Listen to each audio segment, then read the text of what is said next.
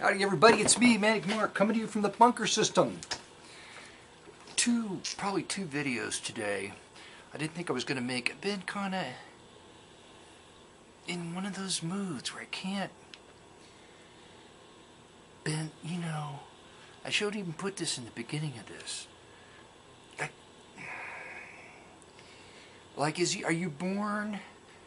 I kind of noticed this. Like, you're born with a certain level, and I don't know, I just spend so much time thinking about it, maybe I notice it. But like a certain level of creativity and ability to like art, I've been thinking like art is like a math. Because I've been doing these paintings of mine, they've been looking better. And why are they looking better? They're looking better because I'm combining some kind of old vision with a newer vision. And the gelling of the two visions, it's almost like I'm collaging my own artwork. I've said that before. Putting them together, they're just interesting, visually interesting, regardless of whatever stupid background story there is, which I use to invigorate my imagination to come up with the visuals. But how am I supposed to make new artwork if what makes this artwork interesting is the combination of the two, because I've given up the stuff before, I'm not using that, but if your paintings are interesting because you're just visual fireworks, then what interests people is like, how does your brain, and that's when I come up with the math. And I've said this before down through the years, that art is just like a math problem. Okay, you're adding, dividing, and multiplying all these visual elements to come up with that whatever you come up with. It's probably not a good analogy, but maybe I should use chess game. Maybe that's a better analogy. Some people are better at chess because they can think ahead, they can plan ahead. And I'm thinking that if you ever try to like do anything creative that takes these multiple steps and multiple layers of thinking, that's the problem. If you're only able to conceive ideas based on few layers, where other people are able to conceive their ideas based on multiple layers, those ideas are going to be more interesting. Okay, mainly because, and I think that's why how did they do that? You know what I'm saying? It's just not always, well, yeah, you can render the form. That's maybe a little bit separate, just like rendering something like a sheep or a cow or a person. It's probably still the same thing. No, I don't know. I think that's a way of seeing and connecting, and because the technique's not different. You're not creating a new different looking shape that goes with all these other shapes that are different looking. It's the same sort of style. What am I talking about? I don't know. I should just go on. I was thinking to myself, how this is not, why do, that's why I was just not, because I noticed that about myself, is that it's like this, it's the same math problem over and over and over again. I can't exceed past the levels that I would like to, and I can see that in other people's work. Not I'm copying anything, but I like to copy the visual impact that the piece has. It's like an emotional response. That I would like my art to have.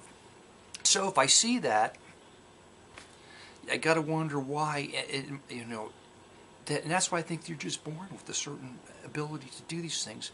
And you can work on it really hard your whole life, and it's just what it is. And then combined with just nobody buys art or really cares. Very few people. And it's a me world, look.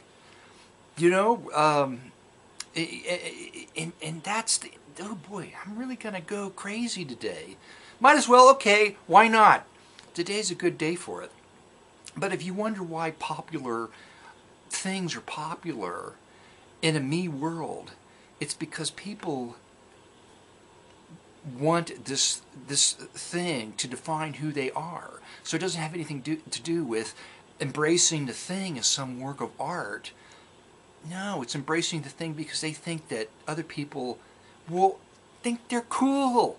That's all it is. Playing this game or that game, or buying an iPod or an iPad and listening to this music or that music. It's based on nothing most of the time, not all the time, we have emotional responses to movies and artwork. Okay, and you get a pass when you have that, but most of the time, like a flat screen TV, it's because you want to draw attention to yourself, because it's a me world, and it's okay. That's just how we. It's like it goes back to survival instinct. I think that's why we're all like this, because we try to pad our nests with furniture and food and things that we may need in the future, and that includes attention and friends. Not that you can't step outside your box. You know, to maintain, to keep the person around, you got to do things for them. And it makes you feel good and you want to do it and you like to help. But basically, there's a certain level where you're going to stop and you're going to take care of yourself. You know, and anyway, what am I talking about? I have no idea. I need to go into this thing. Why do my nails keep growing? You never ask her that. You just trim them one day and then they're back, and you're going to snag them on something. I'm cutting this out. Now here's a new video. Hey, it's me, Manic Mark, coming from the basement. There's going to be 3 videos because that other video, if I posted it, went on and on and on, and I didn't want it to interrupt this thing. I got to think, it's not Christmas. Christmas is not over with yet. I got a package in the mail from LOUANN, and it's a total surprise, and I don't know if I should open it on camera, but I'm going to anyway, because then if there's some reason I shouldn't, I'll know that, and I won't post the results. So I'm going to open up the knife of the thing that I opened the package with, because Bert has the Destiny thing. Every time I open a knife, I think of the Bert thing, and I try not to copy him without giving him credit anyway. That's the kind of guy I am. I don't like to copy things without giving credit. Uh-oh. This is going to make Manic Mark very happy. This is awesome. Awesome. Oh my God. Look, a hand. It's a plastic mannequin hand. Ooh, it's perfumey smelling. Oh, that's weird. Stop it. It's like, I don't know. It just has maybe it's the polymers or something. Oh, that's awesome. What am I going to do? What can you do with the hand? Well, as I was saying earlier,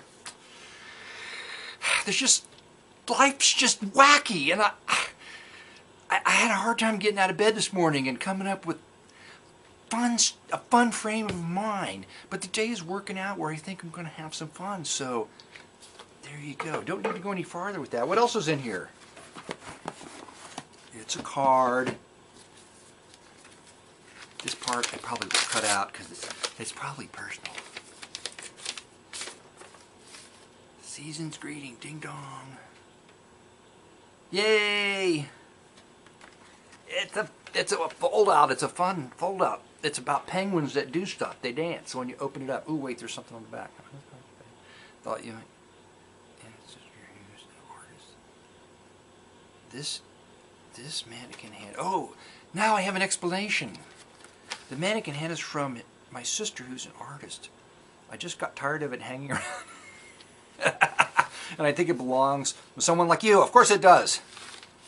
One look at the mannequin hand. One look at the mannequin hand over there. And we cut that part out. This book is kind of a rare book because it was printed in Italy. Even though Octopus Book Company is located in London, so only a few were printed. Ooh, rare book. What is the book? Why, let's look it up. Look at it. H.G.L's War of the World and the Time Machine. He's my favorite author. This is great. I read all his books as a kid. The War of the Worlds was... Just reading it, it was great, and I can remember as a kid clearly H.G.L. Wars of the Worlds. I didn't want the book to end. I was so engrossed in it, because it kind of left, I think, the Martians were dead, but yet the guy was in this destroyed world, and you just wondered what was going to happen next. which is a good way to leave any kind of fiction. The Invisible Man, I don't know if I read that. I must have. The movie I remember, The Time Machine was another H.G. Wells. He was brilliant. I think the History Channel did a thing. Didn't they do science fiction writers thing? He was brilliant. The Time Machine was just... Now the remake, I like the original one, but the remake, it's just silly. Because they show the world changing. As the world will do, continents continue to shift, everything moves, and there's erosion, and nothing lasts forever. And I think that was one of the things from the show on the History Channel. Zero population, where all the people disappeared, and then it kind of shows if we were all gone, what would happen. We have this misconception of time. They think they said after 1 million years, everything we've ever been since man first stepped on the earth is going to be this thick. Compressed. Okay, well, the Time Machine shows the planet changing, but then yet there's still these artifacts that happen to be left over in a machine that still works. It's just too damn fanciful. I don't like it. I get in trouble with my wife when I talk about movies like that, because I want them to be small, intimate, emotional stories with strong character development. And they're all made for 14-year-olds who just want things that blow up.